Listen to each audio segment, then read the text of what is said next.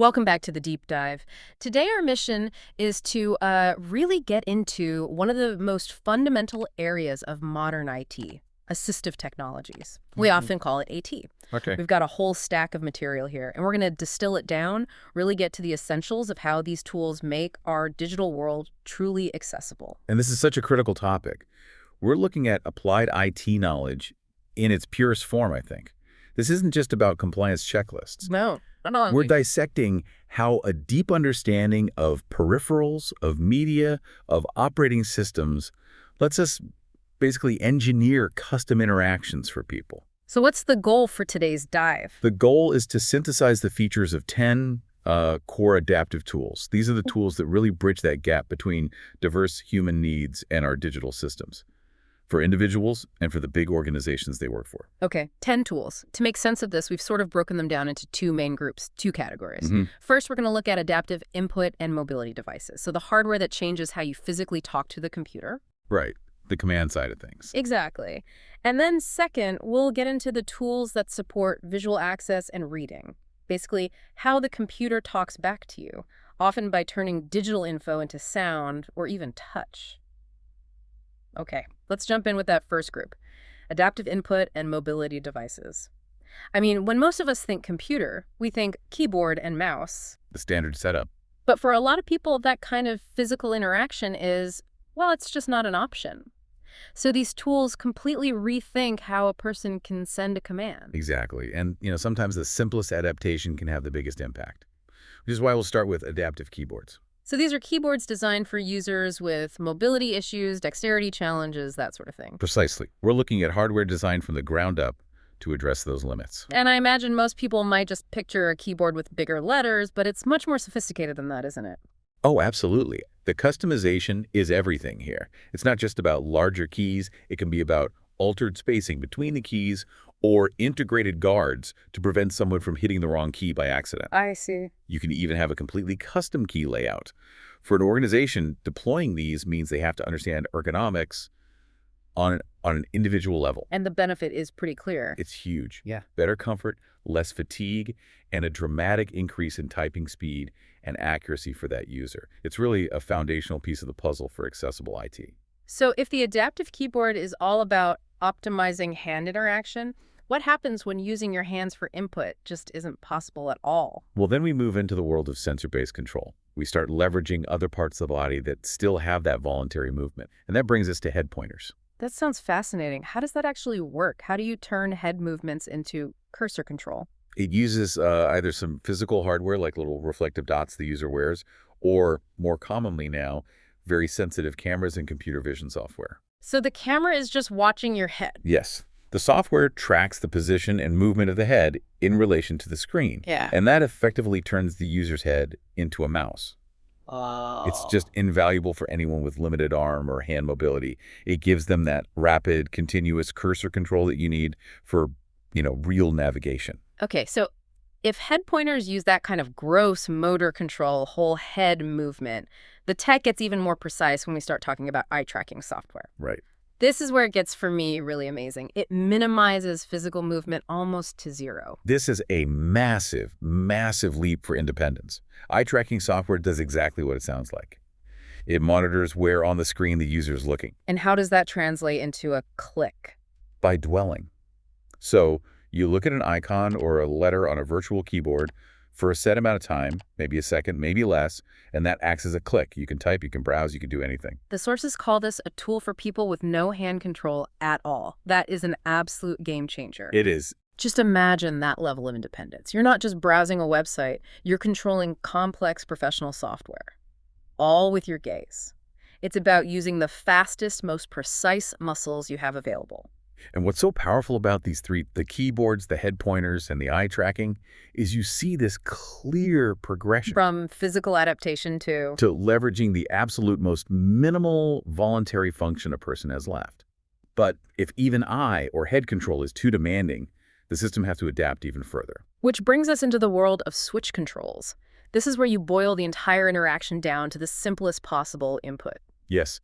Let's talk about single-switch entry devices. Okay. A single-switch device lets a user control their computer with just one single voluntary action. Could be a tap of a finger, a twitch of an eyebrow, whatever they can control. So how do you navigate a whole operating system with just one button? Through scanning, the system cycles through all the possible choices on screen menus, letters, commands, one by one. And you just hit the switch when it lands on the one you want. Exactly. The complexity moves from the user to the computer. The machine is essentially asking a series of yes or no questions, and the user just has to provide the yes. That makes so much sense. It's incredibly effective for users with very severe physical disabilities.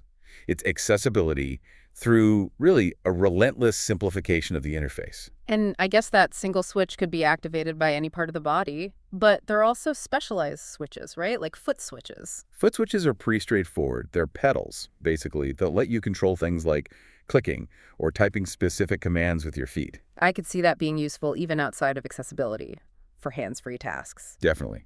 But in an accessibility context, it's for users with good lower body mobility but limited function up top. It's all about an efficient use of the body's resources. And finally, in this category, the sources mention one of the most innovative ones, Yeah. the sip and puff switches. Yes, this is a key piece of tech, especially for quadriplegics or anyone with minimal movement below the neck. The device translates pressure changes from your breath. From sipping or puffing on a tube. Exactly. Sipping is negative pressure. Puffing is positive pressure. Each one can be mapped to a specific command, like a left click or a right click. So you're controlling the computer entirely with your breath. You are. It provides a reliable, very low-effort interface. And for some, it's a vital channel for communication and control when nothing else is available. Wow. So that first category really shows how far the technology has come to let people physically command a system. I mean, we went from just redesigning a keyboard all the way to commanding a cursor with a single breath. It really demonstrates the depth of IT knowledge that's required here. Yeah. You're talking about everything from custom hardware engineering to incredibly sophisticated sensor integration. Right. So now let's make that pivot. We're moving from devices focused on input, how you tell the computer what to do, to tools focused on output and comprehension. Getting the information back out. Exactly. The second group is all about helping users with visual impairments or reading challenges, turning what's on the screen into a format they can actually consume. And the first tool here is a pretty common one, but it's absolutely essential for anyone with low vision: screen magnifiers. So if you have low vision, but you aren't completely blind, this is sort of your first line of defense. That's a great way to put it. Screen magnifiers are software that dynamically enlarges parts of your screen. You can think of it like a digital magnifying glass that just follows your cursor around. I see. So you can zoom in on text or icons without having to mess with your monitor's resolution all the time. Correct. It changes the visual output on the fly. But when magnification isn't enough, when vision is compromised to the point where you need non-visual feedback, that's when we get into more specialized software. This is where screen readers become so critical. They really are. A screen reader is a sophisticated piece of software designed to read the text on the screen aloud. But, and this is crucial, it also interprets the structure and the context of the interface. Okay, let's dig into that nuance. It's not just a robotic voice reading an email. How does it handle something like navigation? It supports full, robust navigation using audio feedback. So it will announce headings, it will tell you what a link says, what a button does, if you're in a form field. So if you're in a complex spreadsheet, it's not just reading the numbers. No, it's telling you you're in cell B4 in the Q2 sales column. It tells you where you are in the structure. Yeah. That comprehensive audio feedback is absolutely essential for anyone to use professional software independently. So audio is dominant, but I imagine sometimes you need a tactile alternative. Maybe you're in a noisy environment or you're dealing with really technical data like code, where listening to it would be incredibly slow. That's the perfect use case. And it brings us to Braille displays. These are fascinating devices. They're amazing electromechanical devices. They take the text on the screen and convert it into a dynamic, refreshable line of Braille. It usually sits right below the keyboard. And when you say refreshable, you mean the little pins that form the Braille characters actually move up and down in real time as you scroll. That's exactly what happens.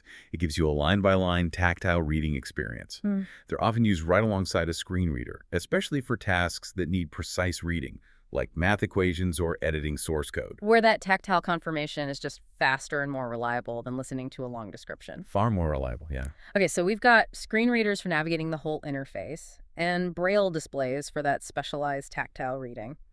But there's another tool in this space, one that's much more common in, say, education. Text-to-speech software. How is that different from a screen reader? That's a really crucial distinction to make. Text-to-speech, or TTS, does one thing very well. It converts written text into spoken words. And that has a really clear dual benefit, right? It helps people with reading difficulties like dyslexia, but also people with visual impairments who just want to consume a long document. Spot on. So, while a screen reader is built to interpret the complex structure and all the interactive elements of an interface for a user who is blind, The TTS tool is more focused on just consuming the content itself. exactly. You might find a TTS tool in your web browser or your word processor. Its main job is to boost literacy and comprehension for anyone who finds visual reading a challenge.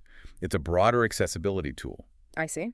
Whereas the screen reader is that highly specialized tool for total visual access and control over the whole environment. That's it. It really shows how AT can improve both interface access and cognitive access at the same time.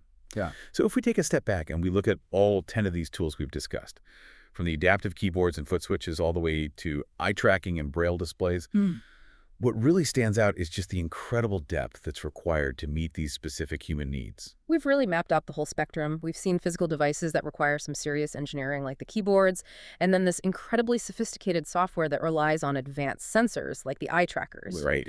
And on the output side, we saw everything from simple screen magnification to that complex structural interpretation of screen readers and even tactile conversion.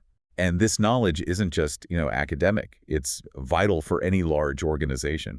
When an enterprise makes sure its IT systems and its software are compatible with this whole range of adaptive tech. They're helping individual employees, but they're also achieving that broad, enterprise-wide accessibility. Exactly. This isn't charity. It's just efficient human capital management. It's about unlocking the full potential of your entire workforce. It's truly astounding when you stop and think that for every standard interaction we just take for granted, a click of a mouse, a quick scan of a web page, there is an equally sophisticated, totally adapted process designed for accessibility and independence. Yeah. We've seen the very definition of a peripheral expand to include our voice, our breath, our gaze. Which I think raises a really important question for you, our listener, to take away from this. Yeah. We've seen how accessibility engineering can completely redesign fundamental things like clicking and typing. So what everyday IT task do you take for granted? Maybe it's dragging and dropping a file, or digitally signing a document, or managing a dozen windows on your screen. What's a task like that, if it were redesigned with these same principles of adaptive ingenuity, could be radically simplified or streamlined for all users, not just those with accessibility needs? How could these principles drive the next big wave of IT innovation? That's the question. Something to think about until our next deep dive. Thanks for joining us.